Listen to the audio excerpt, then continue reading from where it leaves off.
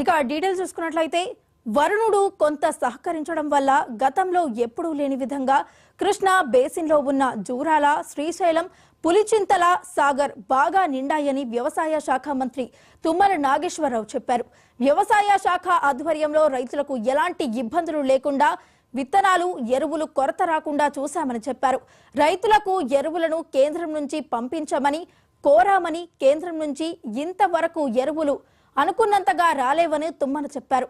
రైతు రుణమాఫీపై కొంత కథనాలు వస్తున్నాయన్న మంత్రి తుమ్మల నాగేశ్వరరావు దేశంలో మన్మోహన్ ప్రభుత్వం తప్ప ఎవరూ రుణమాఫీ చేయలేదని గుర్తు చేశారు. గత సర్కార్ రుణమాఫీ చేస్తామని చేయలేదు, రైతులు ఆత్మహత్యలు చేసుకునేంత వరకు చూశామని తుమ్మల విమర్శించారు.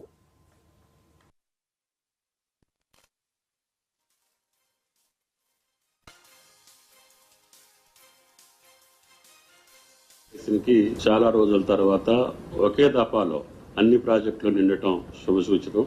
అదేవిధంగా గోదావరి ఇంకా కొంత డిఫిసిట్ ఉంది, శ్రీరామ్ సాగర్ కి రావాల్సినటువంటి అవసరం ఉంది. అయితే ఫోర్కాస్ట్ రావచ్చు అనే పద్ధతి ఉంది కాబట్టి ఈ సంవత్సరం సమృద్ధిగానే వర్షాలు వస్తాయనేటటువంటి ప్రిడిక్షన్ కి అనుకూలంగానే తెలంగాణ రాష్ట్ర రైతాంగం అన్ని పంటలు వేసుకునేటటువంటి ఒక మంచి వాతావరణం దక్కింది. దానికి తగ్గట్టుగా వ్యవసాయ శాఖ ఎంతవరకు వీలైతే అంతవరకు రైతాంగాన్ని గత సంవత్సరం పడ్డటువంటి ఇబ్బందులు మళ్లీ తలెత్తకుండా మొట్టమొదటి నుంచి మేము పార్లమెంట్ ఎన్నికల సందర్భంలో ఉన్న అధికారులు పచ్చిరొట్ట విత్తనాల దగ్గర నుంచి గతంలో బాకీ ఉన్నటువంటి అన్ని పేమెంట్స్ రిలీజ్ చేసుకుంటూనే పెద్ద ఎత్తున రైతాంగానికి విత్తనాలు అన్ని వచ్చేటట్టుగా పత్తి కావచ్చు, వరి కావచ్చు, అదేవిధంగా అన్ని రకాలటువంటి విత్తనాలు లోటు లేకుండా సరఫరా చేశారు. అదేవిధంగా ఎరువులను కూడా ఏ రోజుకు ఆ రోజు మానిటరింగ్ చేసి కేంద్ర ప్రభుత్వం కొంత అనాసక్తిగా ఉన్న రెగ్యులర్ గా మానిటరింగ్ చేసుకుంటూ ఏ రోజుకు ఆ రోజు ఈ రోజుకైతే సరిపోను ఎరువులు ఉన్నాయి కానీ భవిష్యత్తులో రాష్ట్రం మొత్తం ఒకేసారి వర్షాలు పడటం మూలన పంటలన్నీ వేసుకున్నారు కాబట్టి ఈ రోజు కూడా మళ్ళీ